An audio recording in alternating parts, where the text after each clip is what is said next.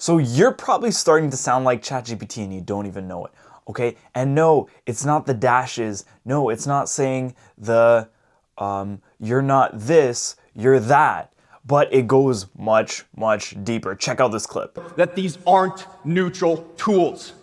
Everything that ends up in your social media feed or in your chatbot responses is actually filtered through many layers of what's good for the platform, what makes money, and what conforms to the platform's incorrect idea about who you are.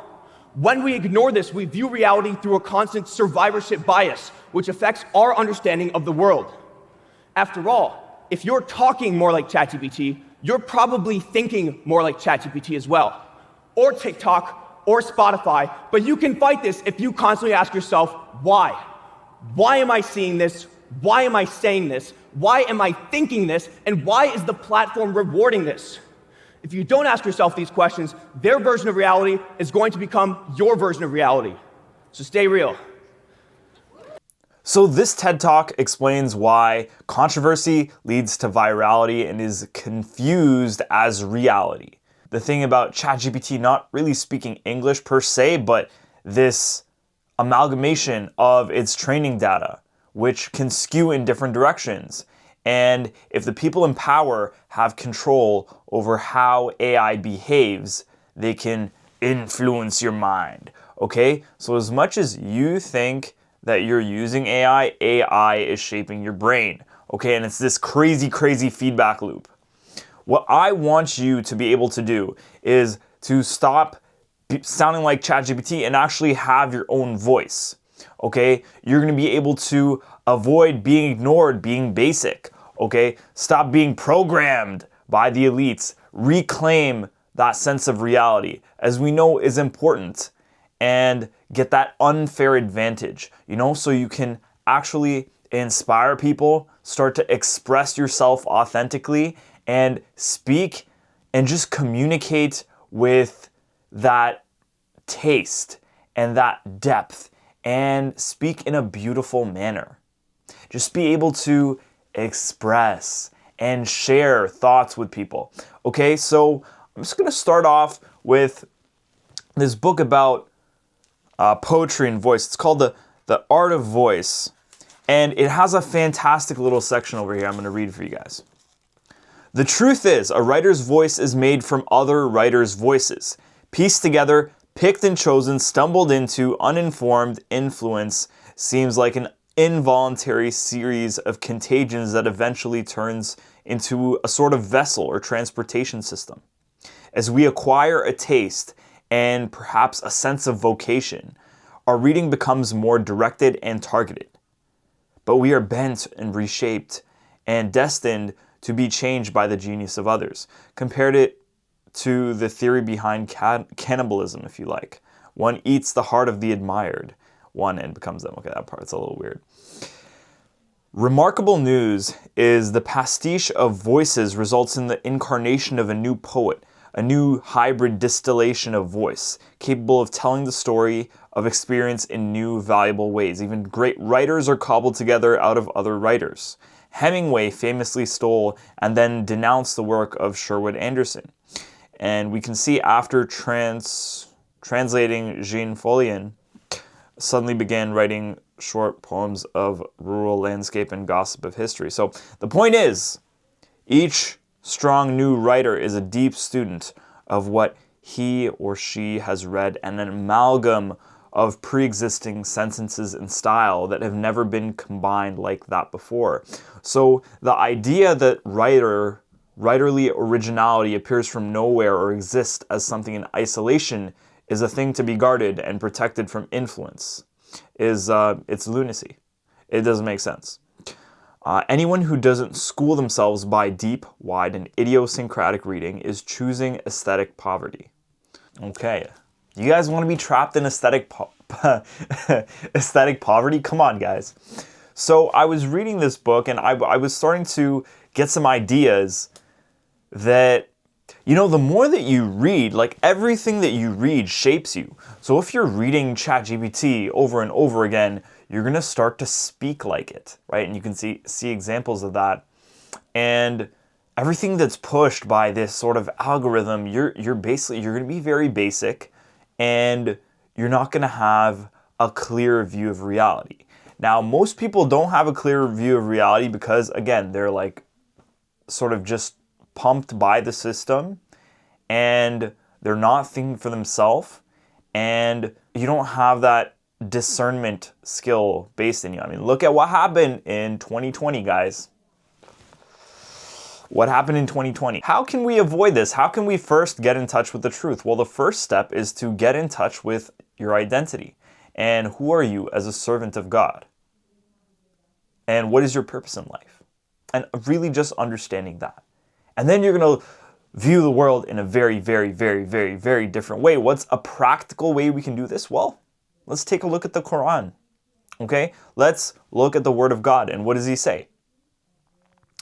He says the truth, stands out from falsehood. I'm just paraphrasing here, but the Quran talks a lot about the truth and the reality being clear. So if we're always confused about what the truth really is, and we don't know what's going on, what's the problem here? What's the issue here? Well, the issue is that we are distracted. There's all this noise, literal noise and figurative noise, right? If we're constantly being stimulated and we're in a consumer-based society. If anybody understands basic economics, we need to understand that in order for a society to prosper, there needs to be value. And one way that value is generated is by production. And production leads to value, and then you can consume the value, the production. Now, what happens nowadays is there's like this hype value, or there are things given value that doesn't have intrinsic value. For example, the currency that we use is a fake currency. It's not like gold and silver, something that is actually tangible that, in an Islamic system you would use, okay? But there seems to be this like crazy value that people have for things, or even consumer goods. Like everybody wants the Lamborghini. Hey, what color is your Lamborghini, right? But a Lamborghini isn't even really a sign of real wealth. Why? Because it's probably not, unless you're like racing it. Do they race Lamborghinis? I'm not so much into cars, but maybe that could make you money. But it's not an asset that is producing things. It's a consumption good. And if you want to apply this theory to when you're socializing, you need to understand that you need to be the person giving value, whether that be social value, right? Giving people good vibes, telling jokes, and vibing people, lifting them up, talking to them, listening to them, understanding them, right? Giving them good advice as a brother or sister in Islam or in humanity, and guiding them, towards the right path, and enjoining good, forbidding evil, brotherhood, sisterhood, all that good stuff. Okay? Those are all ways you can give value. Okay? Now, let's actually take a look in the Quran. Let's look at Surah Insan. Surely those pagans love this fleeting world, totally neglecting a weighty day ahead of them. This ties into the theme of delusion, deception, right? Where we are often deceived by the outside world, but we even deceive ourselves about the reality of this world. We deceive ourselves, totally neglecting a weighty day ahead of them. Okay? It is we who created them and perfected their physical form, but if we will, we can easily replace them with others. SubhanAllah. This is scary. This is scary. Surely this is a reminder, so let whoever wills take the right way to their Lord. But you cannot will to do so unless Allah wills. Indeed, Allah is all-knowing, all-wise. He admits whoever He wills into His mercy. As for the wrongdoers, He has prepared for them a painful punishment. So what does this mean? If we think that we're spiritually elevated, or we just think that we have this status, Allah can take it away from us like this. So don't be attached to this perception that you have of yourself. Have a dynamic identity, a dynamic personality, and understand that your deeds and actions is what's going to get you to where you need to be. Now, what does this, Adam, what does this have to do with not sounding like ChatGPT? I'll tell you. If you are reminded of reality, if you can see clearly, if you understand the reality of hellfire, the reality of heaven, your discernment, your view of the world is going to be far more accurate. You're not getting tripped up by all these people's things. And also, it just comes from that place, that understanding of, first you must cleanse yourself, right? That's why we do wudu. That's why we have these, that's why the key practice in tazkiyah as well. If you're being overloaded by information, if you're being stuck in this society that just bombards you with filth and stuff, you need to take a step back and to reclaim who you are. Next thing we're going to talk about is critical thinking.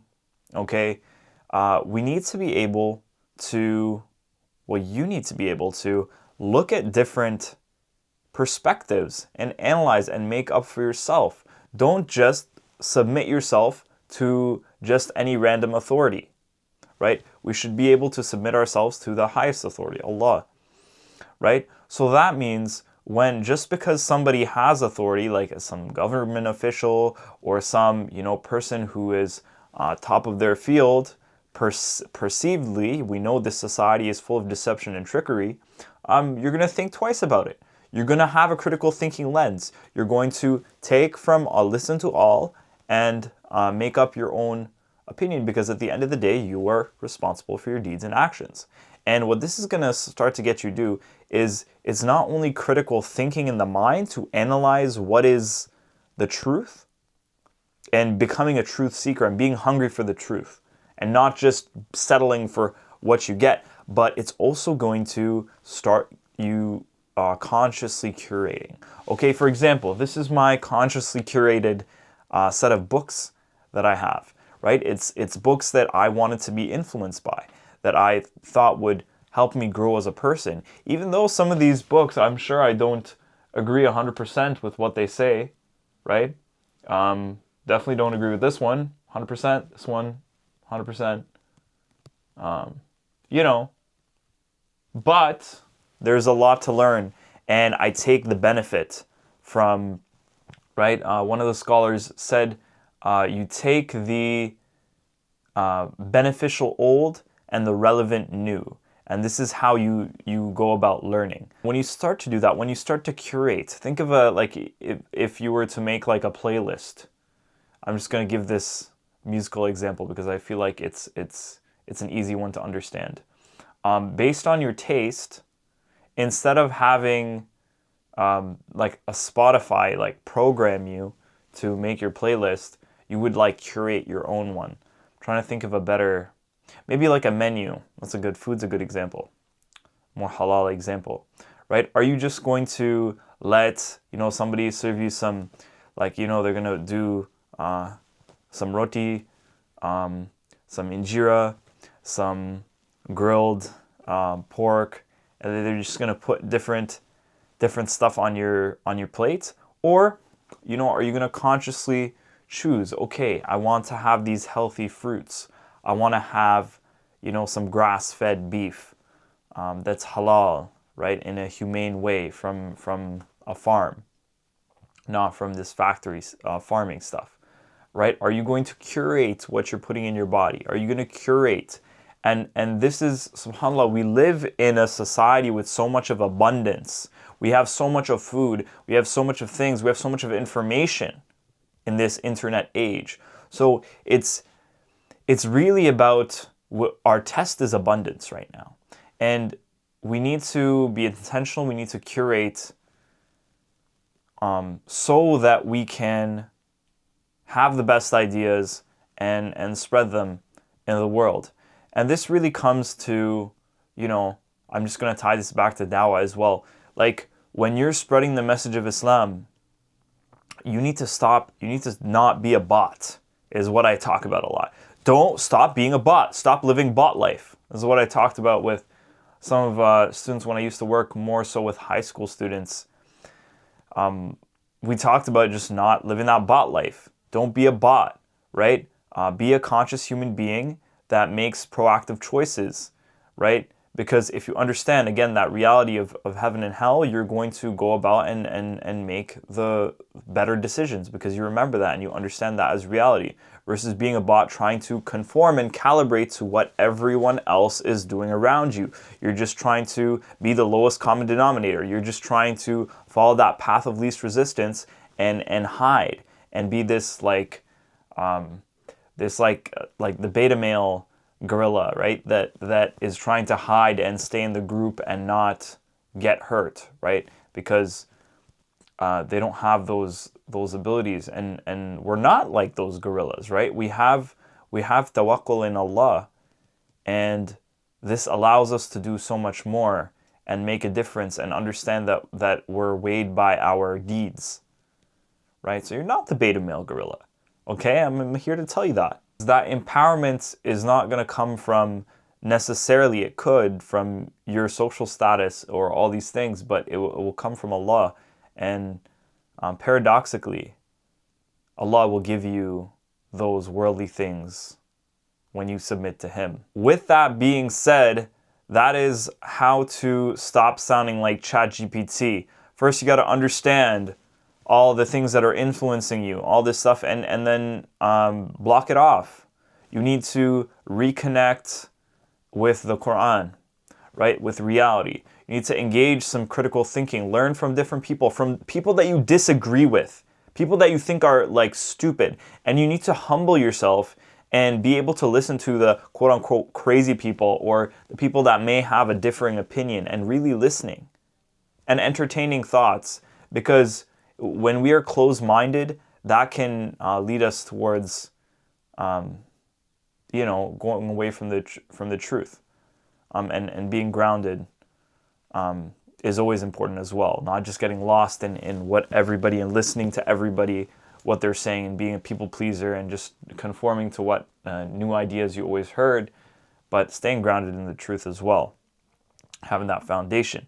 And then curating. We need to curate. We need to have this habit of curating. What's your taste profile? What are you, and then in terms of like charisma, you can say, hey, I like that. I like when this person does that, right? For example, like, just wearing my hat like this, or like speaking the way that I speak. It's just things that I'm like, hey, I like that, right? And I just picked it up from different people, from different, and then you just like channel that, and that becomes how you express yourself. Isn't that kind of cool? That's kind of cool, right? And you can just formulate it. You see somebody do something, you see somebody doing a good deed, and that's the creative mind of the human, right? Which is actually more powerful than AI in the first place, okay? So understand that you have something, actually, subhanAllah, Allah has blessed us with something even more powerful than ChatGPT. Yes, maybe it won't be able to process all that information faster, but it can create synthesized information. It can create new connections and discern. It has that discernment, and it has that, we have that ability to understand right and wrong and have that consciousness and, move in the right way, in the righteous way. All right, so thank you for making it to the end of the video. I want to congratulate you for that, okay? Don't forget to engage. Don't make this a thing that you're very passive about. I want you to go ahead, comment down below your thoughts, like, share with people, and, check out the next video if this is something that you're committed to working on your social skills. And the last thing I'm going to say is make sure you take action. Okay, so whatever we went through today, I want you to make sure you take action on it, right? Because that's how your life is going to improve, inshallah. And with that, I wish you the best. Assalamu alaikum wa rahmatullahi wa barakatuh.